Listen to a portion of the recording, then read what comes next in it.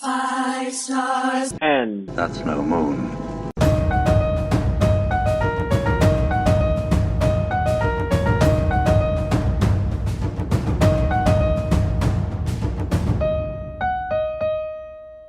All right, welcome to Five Stars and That's No Moon, Star Wars podcast made right here in Singapore by Singaporean fans. And Jed, introduce yourself, Jed. Hi, I'm Jed, and the voice you just heard belongs to Azmi. So I am a film critic and writer. I've been doing that for about 10 years, and I'm a big Star Wars fan. I have been active-ish in the Star Wars fan community in Singapore. You may have seen me around. You may have seen me get into arguments online when I shouldn't have. But yeah, I've always wanted to do a podcast. I've always wanted to just talk about the stuff that I like. And when Azmi came to me with this idea, I thought, why not give it a go? So Azmi, tell us more about yourself. I'm just a Star Wars nerd. No, don't sell yourself short. Okay, fine. I've been doing lightsaber performances since 2005. So it's been like 15 years, and I started my own lightsaber performance group in 2010. It's called, maybe you've heard of it. It's called Fight Saber, and we have like a few chapters around the region now. So yeah. Yeah, and Azmi is legit, man. So he is the moderator of the Singapore Star Wars fans Facebook group, and he is the last line of defense. I run to him when I have problems, but yeah, I mean, we love Star Wars, and we just want to talk about Star Wars. And I think, I was talking to Azmi earlier, and he said that there are so many Star Wars podcasts, but they are all from other countries. A lot of them are based in the US, and I think we have such an interesting Star Wars fan community here, a very active fan community, especially for a small country. And we want to put those voices out there. Eventually, we'd love to have people who are active in this community, either as costume makers or costumers or as fan artists, anybody who's involved in anything. Even eventually, hopefully, people who have actually worked on the movies as well. We'd love to have people like that on the show. And there's so much Star Wars stuff in the coming months, the coming years to talk about. So that's why we want to do 5 stars and That's No Moon. Yeah, also I just want to let you know that for your information, there's actually quite a few Lucasfilm recognized costume groups here in Singapore, and the Fire First Singapore Garrison is actually the largest Fire First group in the Asian region, I believe. Nice. Yeah. So we have lots of fans, whether be it in costumes or just regular fans who just love watching and talking about Star Wars. Yeah, and I think... Sorry, go ahead. Go ahead, Jet. This is the first of many interruptions. Many. But yeah, I think, my attitude towards it is I think lots of people are Star Wars fans for different reasons. And lots of people are fans of different parts of the Star Wars franchise and the Star Wars universe. And it's always interesting to ask people about their point of entry. Like, where did you get interested in Star Wars? What do you like about it? What do you not like about it? And it's always about kind of finding common ground. And I think we have a lot more in common as Star Wars fans than we don't. So I think that's something we want to emphasize here and kind of celebrate that, Yeah. So Jed, when do you first become a fan?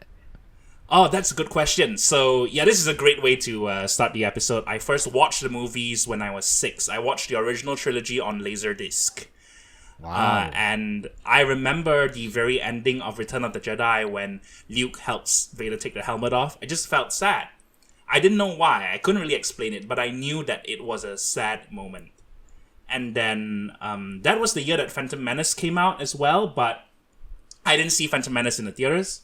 So 3 years later, in 2002, when I was 9, Attack of the Clones came out. That's when I became a Star Wars fan. That was sort of like, Attack of the Clones was my first Star Wars movie in theaters. So I have a very complicated relationship with the prequels that we will get into over the course of many episodes, hopefully. But yeah, since 2002, I would consider myself a Star Wars fan. And definitely in 2005 when Revenge of the Sith came out, that was sort of the peak of it, the height of it. And I have always been really interested in the behind-the-scenes aspect of Star Wars, even more than the lore and the universe and the characters, as much as I love that. I love looking at Star Wars as film. And looking at the filmmaking aspects of Star Wars, I was so interested in the special effects, in how they made the Tauntauns and the ATSTs, and how they did the speeder bike chase and all of that, especially before CGI, how they built the Rancor and Yoda. I love that stuff. So when I was a kid, it was Star Wars, Back to the Future, Terminator, Jurassic Park, anything that had a big special effects component. I think that was very instrumental in making me love movies. And I've tried to make a career out of loving movies, and I think Star Wars has a huge part to do with that. Yeah. Wow, sounds interesting. It's such a weird entry into the fandom, like Attack of the Clones. It is, right? Yeah. Count Yeah, I Dooku. mean, to me, My best for friend, me, Count Dooku. at least, is that Attack of the Clones is like probably the weakest film in the series. Yeah, We will have episodes dedicated to this. One day. definitely. For myself, I think the first time I watched Star Wars is the special editions, which was recorded on a bootleg VHS, and I found in my old home in Yishun. So I don't know how it got there or anything, but somebody must have recorded it, and I watched it, and I fell in love. Interestingly enough, I didn't watch Phantom Menace in the theaters as well. The first Star Wars movie that I watched in the theater is also Attack of the Clones. Nice. And that was when I was 16. Yeah, so you're a little bit older than I am, but Yes. we are roughly the same generation-ish in terms of what stuff we would have grown up with regarding Star Wars. Yes, we are technically the prequel generation. Yes, yeah. And I always love asking people who were there in 1977, what was it like, you know? Yeah. And I remember my uncle saying that it was like all the science fiction books that he had been reading growing up. It was like seeing that come to life, kind of for the first time. Which I guess Space Odyssey 2001 was maybe the first big taste of that before Star Wars. But then Star Wars like kicked it up to a whole nother level, especially with the fantasy element, right? Yeah, I just wanna say something. Because I watched Phantom Menace on VCDs, and I love the lightsaber fights and all that. Actually, my cousin and I we got the Hasbro plastic lightsabers, and then we actually like went to a park nearby, and then like duel at night, and then like there's a, and then the few cops like came to us and said, "Hey, what are you guys doing? We just goofing around and all that." And then I remember clearly that one of the police officers, he said, I don't want to hear anybody complaining about some guys beating them up with lightsabers, plastic colored tubes. Okay, now I want both of you to go home and make a Darth Vader mask out of cardboard or something like that. Yeah. I want you to go home and rethink your life. It's don't funny wanna sell because me death sticks. it's funny because at that time it's basically like there were not much Star Wars content, but these cops probably like NSFs, but they still know so about Star Wars. they know, like, yeah. And Star Wars is such a big part of pop culture that even if you're not a fan, like, you know what Darth Vader looks like all of these things, you know what the Force is, and it's really kind of interesting. I mean, it would be a great experiment to like go around the world and show people pictures of Star Wars characters and see how many people recognize it, and I'm sure it'll be a great number, you know. I agree, totally agree. Yeah. So and then this. Speaking of Star Wars, we're coming up to the month of May. What does this mean, Jed? This means May the 4th be with you. Yeah. Star Wars Day. So, I mean, look, Star Wars is commercial, right? It's a commercial enterprise and entity, but we love it. So, if there's going to be a day dedicated to Star Wars, I mean, this is kind of like people complaining that Christmas is too commercialized. Like, come on, give me my May the 4th. Let me enjoy my May the 4th. Yeah, it should be a public holiday around the world. Yes. We'll petition the Singapore government to kind of start that. Create an example. I mean, like recently, like Ong Ye Kung, he said like we should have like a public holiday to remember the bubble tea suspension day, which is what yesterday, 22nd April, in the Very year of the topical. pandemic. So why not have Star Wars Day as a holiday? Yeah, so we're recording this like towards the end of April, and we're going into May. And since when was the first Star Wars Day event in Singapore? Ask me, was it 2014? Yes, it was 2014. It was the brainchild of like three good friends, Hanson, Jeffrey, Yeah, and we Suhaimi. know these people well, wonderful The people. first Star Wars Day. Yeah, they're like probably like the godfathers of Star Wars in Singapore, Yeah. especially Suhaimi. He even has twins, and he named them Luke and Leia. And what did you name your kid? Ask me. Luke as well. I think I find it that it's there's so many fans who have like children, and their children's name are either Luke or Anakin or Leia. Yeah, I can't Yeah, wait until so I it's- have my son, Hondo Onaka Yong. I can't wait. Oh man! But yeah, so, So, yeah, that the- first Star the- Wars Day in 2014 was at Library, right? It was at, I think, the Bukit Batok Yeah, Library. it was Jurong Jurong East. East. Yeah. Jurong East Library, actually. Yeah, it was actually really small. It's the first time, and but to be honest, it was actually really fun, really like family friendly as it should be. I mean, holding it in a library. I mean, like, who would have thought? I mean, that probably like that's the only place that they could get at that time, and there were like even exhibitions for toys, exhibitions for fan art as well. Yeah.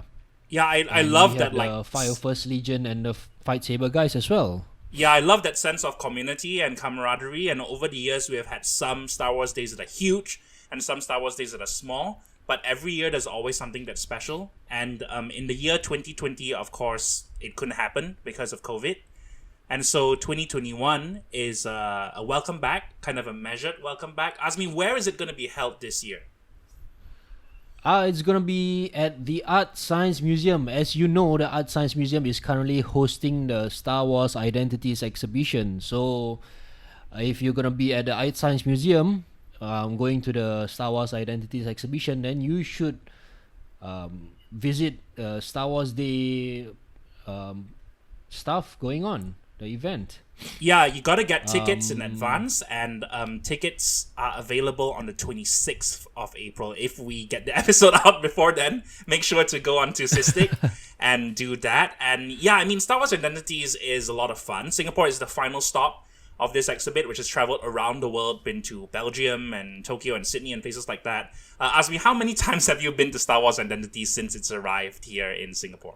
Don't tell people. I only been once. Oh, that's good. No. I've been twice. I think you'll be surprised that I've only been once. I think you probably expected me to go at least 10 times or something. Yes, I did. But yeah, you'll definitely get to spend a lot of time there on Star Wars Day itself. And I have been told to look in the cockpit of the Millennium Falcon studio scale model because there's something inside. I don't know what it is because I haven't looked that closely, but there's an Easter egg, and you're not supposed to tell people if you've seen it, but model makers like to leave little traces of themselves in things, so go and look for that. Yes, I have looked into the cockpit, and I can tell you it's an interesting Easter egg. Nice. Hanson was the one who told me, hey, you should like take a look at the cockpit. Yes, of the yes, Millennium he was the Falcon. one who told me that so too. yeah. Yeah, shout out to Hanson. So yeah, I am really excited for Star Wars Day because this is the first year that I'll be participating as crew, and what I'll be doing, yay! I've actually already done my part, so I'm just gonna go there and do nothing. I'm just gonna go there and lepak as one does, but lepak. But yeah, so this year the Art Science Museum curatorial team is screening 4 films as part of their Season of the Force event, and they're screening films that are ancillary to, like, related to Star Wars. So they've already been screening all the actual Star Wars films, but then for May the 4th, for the Star Wars Day event, they're going to be screening 2 documentaries, Empire of Dreams and Elstree 976, and then 2 narrative feature films, THX 1138 and The Hidden Fortress. So those latter two films, Star Wars fans will know them as predecessors and precursors to Star Wars. And I have recorded a little video introduction. So if you go, you'll see my face on the screen. I don't know what that will be like. I'm a little bit frightened. But yeah, I'm looking forward to that. And hopefully all of you will make it for that as well. Because it is quite a treat to experience those two films on the big screen. It is very rare for them to be publicly exhibited. Yes, that's right. Especially THX 1138. I know for a fact that Akira Kurosawa's Hidden Fortress has been screened on the big screen a few times in Singapore because of the Japanese Film Festival. It's usually one of the highlights of the Japanese Film Festival. So yeah, I've actually watched Hidden Fortress on the big screen twice, I think. Yeah, once in Singapore and once in KL, I think. Yeah. So so what else is happening at May the 4th? There's a digital fan art projection, which is like digital projections of artworks by John Chan and photography group called Plastic Singapore. You can go there and admire their digital art. And there will also be Star Wars toys display, which is presented by Singapore Vintage Star Wars Collecting Fan Club. That's a long name. And Suhaimi's Gulliver's Chronicles, a bunch of fans who have like vintage toys and also modern toys. And a lot of customized stuff. A lot of custom stuff, yeah. Yes, that's right.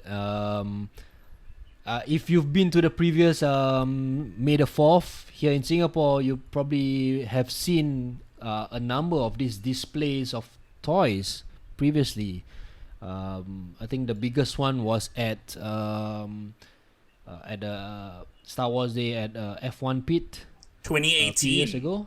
Yeah, it's 2018. Yeah, was it 2018? Wow, yeah, it is. Yeah, time flies, right? I remember like Solo was out that year, so they had the Solo Chewie on display.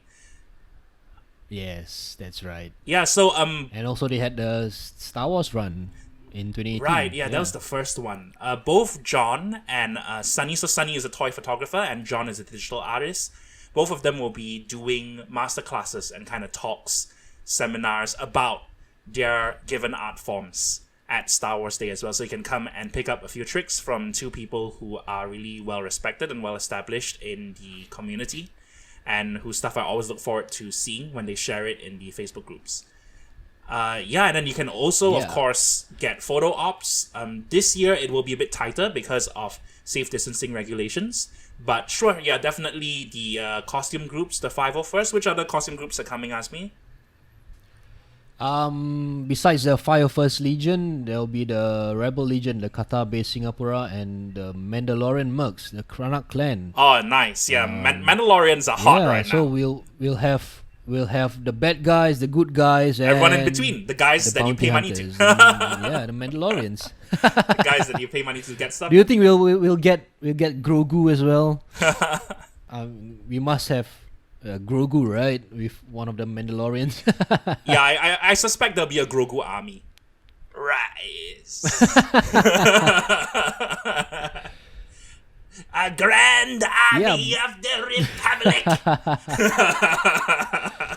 So all this is happening at Art Science Museum. It'll be on various levels of the museum.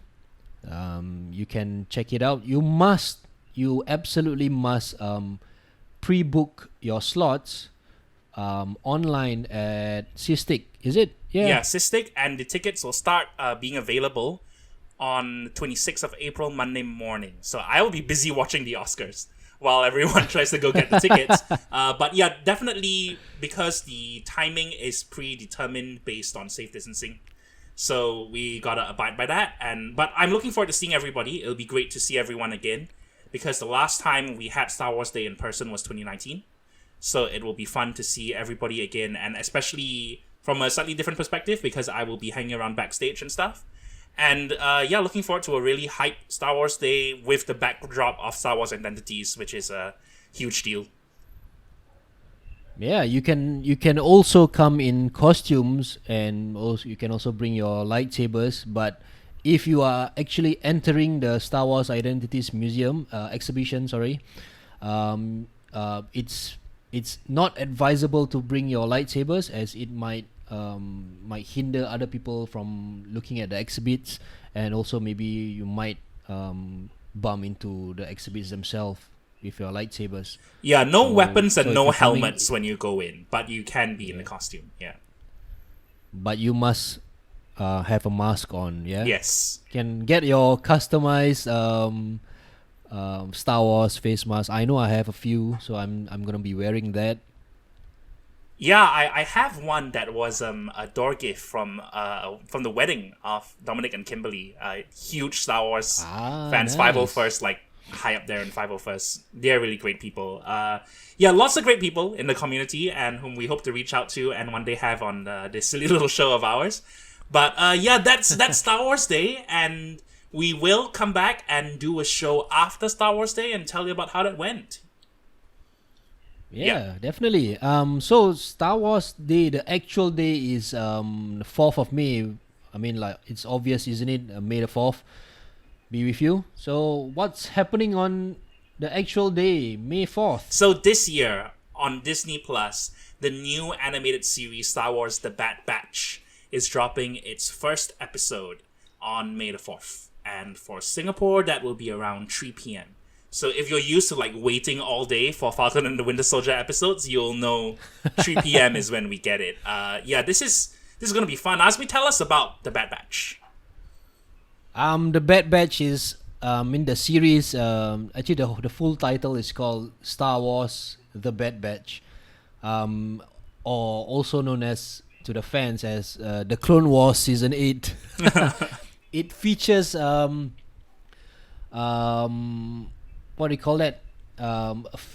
Clones that are defective. There are some of the clones they have like certain traits that are uh, Amplified, yeah. hype amplified. Yeah, so that makes them not like regular clones. We have Sergeant Hunter, the leader of Clone Force 99. That's the platoon. That's what it's called. 99! Um, 99. Yeah, it's also in honor of clone batch number 99. I think he was a defective clone, but he still had The heroic janitor. the heart to, yeah, to serve the Republic, even if he's not in the front lines. It's basically like in the army, when you have the logistics people, the backbone of the army. Yeah, we have Hunter, we have Crosshair, the sharpshooter, we have Tech, as you might get from his name, is everything about him is about the tech. Yeah, the tech guy is always my favorite. I always love the systems, tech guy. Yeah. Yeah. And we have the giant Wrecker. He's a bit larger than regular clones. And we also have the adopted clone Echo, who you might know from the previous seasons of Clone Wars. He was actually captured by the Separatists, or full name Confederacy of Independent Systems, and he was tortured and then made into a guinea pig, or I'm not sure. I think they used Echo as a what you call that, a countermeasure to the Republic's attack plans. Yeah, because he's a tactician, so they basically like, plugged his brain into the Techno Union computer, and then after a while, like Rex is kind of realizing that, hey, wait a minute, this isn't algorithms. There has to be some sort of source, and then that was Echo, and so now Echo is adopted into the Bad Batch. Also, we have a few other characters that you might already know. There's Fennec Shand, who's portrayed by Ming Na Wen, the actor who portrayed her in the Mandalorian TV series.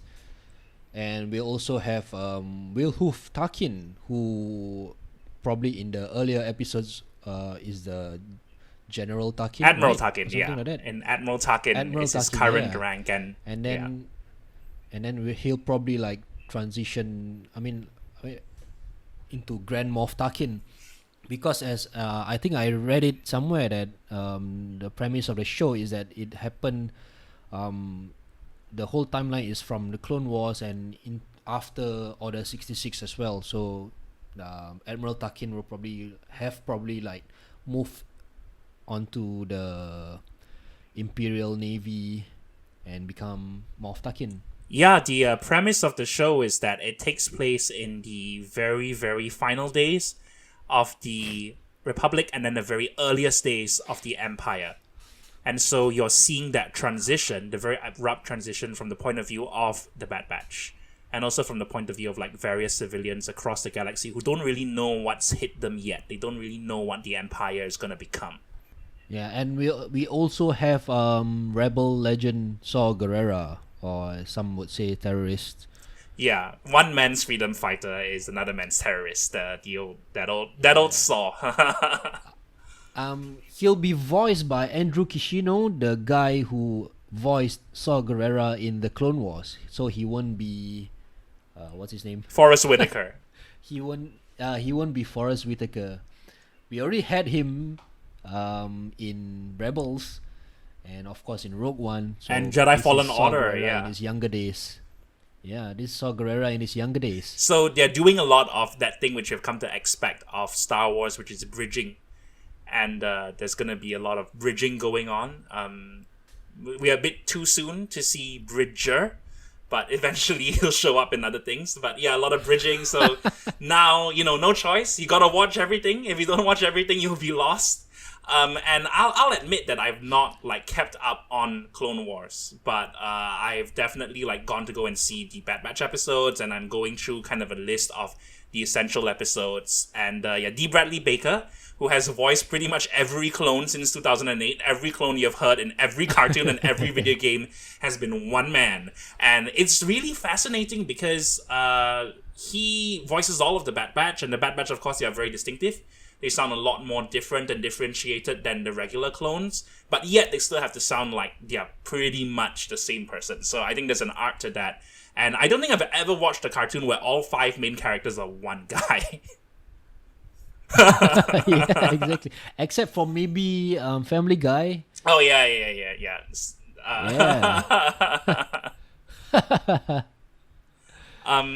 So also, what are you looking forward to? What are you expecting of... Yeah, we said the same thing. The same question. I'm actually looking forward to seeing Rex again. Yeah, I think we've probably like went on this journey with Rex and Ahsoka in the Clone Wars, and then we followed Rex and Ahsoka in Rebels, and then now we're back into Clone Wars era and post Republic era with the Bad Batch.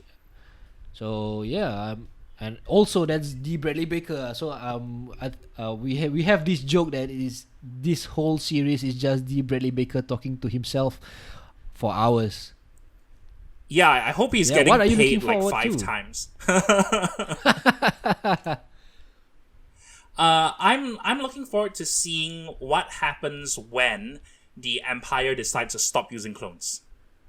And when the Empire decides to transition to conscription for stormtroopers. Because I think that will be very interesting. Maybe they'll have like negotiations with the Kaminoans and stuff like that. Do you think it happens like early in the Imperial the Empire? From what I've like read or know is that they let the clones die out and then they replace them with conscripted soldiers. Right, so it may not be actually depicted in the span of this series because I don't think this is like really early on in the Empire. But I think I'm also interested in seeing what they do with Omega because I know that a lot of people get upset when there's a kid character in it. A lot of fans like, I don't want to have children character. But I think that'll be interesting to see what they do with her and what her like real purpose is and whether or not there's some kind of like hidden thing going on with her character because she is like the adopted kid of the Bad Batch, and she is also supposed to be the audience's way in. And I'm hoping that they don't rely too heavily on the cameos and the characters that we know, because I have a thing about Star Wars series doing that. Like, second season of Mandalorian did that a little bit much, but I know it's what people want. I know fan service is what people want. So, I trust the people doing this show to kind of balance that. It is created and executive produced by Dave Filoni, but I think it is the head writer is Jennifer Corbett, and then the supervising director is Brad Rao. So they mainly work on Rebels and Resistance. Yeah.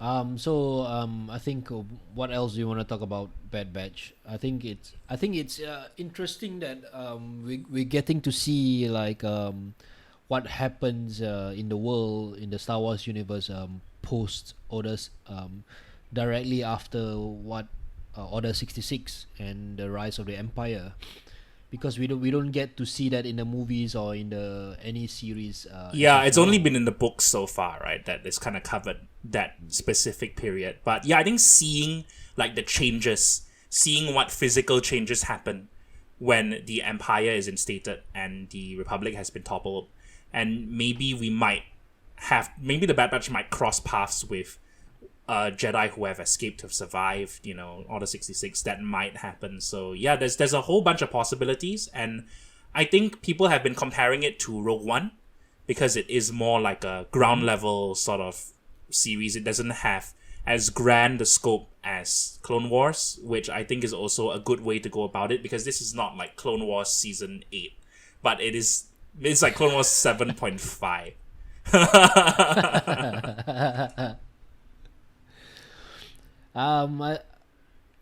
Because I've also still been playing Star Wars Galaxy of Heroes, the mobile game. They actually have like campaigns for the Bad Batch, Clone Force 99. So now, currently we have Hunter and Tech. We'll probably be seeing Crosshair, Wrecker in the next few weeks. So you can like grind and get your characters on Galaxy of Heroes. Yeah, I think we will definitely talk about the episodes as they drop. Probably not like every single one, but once in a while we'll kind of catch up, and it's like, where are the Bad Batch now? What trouble have they gotten themselves into? But yeah, we know that there are at least 14 episodes in the first season, and there's a possibility. Awesome. Yeah, there's a possibility it could be a full 22, but they're not confirming. They're not confirming the number of episodes. and the first episode is 75 minutes? The first episode is close in length to an animated film. So I've seen the first 2 episodes, but I can't talk about them. And I'm very excited to get to talk about them. I have kind of dropped some hints to Azmi in private, but you'll see soon. May the 4th is very, very soon, so not too long to wait now. And yeah, if you're a fan of the Clone Wars of Rebels, you definitely want to see what happens with these guys. I think they were immediate fan favorites when they were introduced in the beginning of Season 7. Yes, I actually loved them when they appeared in the Clone Wars. So I'm very much looking forward to watching the whole series. Interestingly, they decided to have the first episode at that length. It's like Clone Wars the movie, right? Yeah, almost. It is almost like the Clone Wars movie was released theatrically, and this won't be. But yeah, I think the Clone Wars movie, back in the day, right, the reaction to it was quite negative. Like, if you go and look at its like critical reaction and its fan reaction, people really didn't like it, and it took a while for the Clone Wars to go also on people. because they don't like Ahsoka Tano when she first appeared in that theatrical release, the Clone Wars the movie. So I think as time goes by, I think people fell in love with Ahsoka and the clones, and of course the whole Clone Wars series, the animation itself. Yeah, and that's definitely the benefit of a series format, is you get to spend time with characters, you get to give them character development. And I think that's what's interesting about the live action stuff, is it's tending in the direction of things like The Mandalorian. Like, we've definitely seen a lot more live action series confirmed than movies. And stuff like Obi-Wan and Andor, and further down the line, Rangers of the New Republic, Ahsoka, The Acolyte. So all of those shows, if the current kind of Marvel Disney Plus shows or anything to go from, it will be like halfway between a movie and a TV show. Because they, like, The Mandalorian definitely has the production value of a movie, right? Yeah, I'm not complaining. I say give me more Star Wars content. I don't mind at all. Yeah, and then we'll have stuff to talk about here on 5 Stars and That's Yeah, No exactly. Moon. Yeah. That's no moon. So, Azmi, there's a little plug that we want to close out our episode with. Yeah, since it's gonna be May the 4th Star Wars Day, so Sabermach, the local lightsaber makers here in Singapore, they are gonna be releasing 2 new lightsabers. Yeah, and they are called. The first one is Sabermach Kid Sabers Sentinel. It will have full RGB colors with eco smooth swing, multiple sound fonts and blade effects. It comes in either grey or black. The hilt. I don't have pictures yet, but I've not seen it. But what we know, and this is the lower priced option. It's gonna cost $119. And the other one is Sabermach Kid Sabers Crusader. It will have an Eco NeoPixel RGB, and also Eco Smooth Swing, and as well as multiple sound fonts and blade profiles. The blade profiles are like the different settings that you wanna have different startups, like you know how a Sith lightsaber and a Jedi lightsaber sounds different. You can also have a dark saber ignition effect as well. You can threaten Grogu with it. Yeah. and this Crusader from Sabermach and Kid Saber it will cost $349. So look out for it when it drops on May the 4th. Yeah. Asmi, you've used like Sabermach sabers. Like, what's it like? They are actually well made. I actually used their first ones that came out, and I'm not sure how many runs of sabers they already done now, but I've tried a lot of them, and they're actually really good. And it's locally made in Singapore, so you know what government always say, support local, right? So yeah. I think there's a lot of people, not just in Singapore, who bought Sabermach sabers, but also people from around the world. I know a lot of people in the States who bought the sabers, and they are very happy with the sabers that they got from Sabermach. Yeah. Yeah, I think that wraps up the very first episode of 5 Stars and That's No Moon. If you're joining us for this and you're here from what we hope is the beginning, what we hope is a new hope. Thank you so much. Thank you so much for listening. Tell your friends, share this around, and join us. We'll be back as and when we feel like talking about more Star Wars stuff, and there's going to be lots of Star Wars stuff to talk about.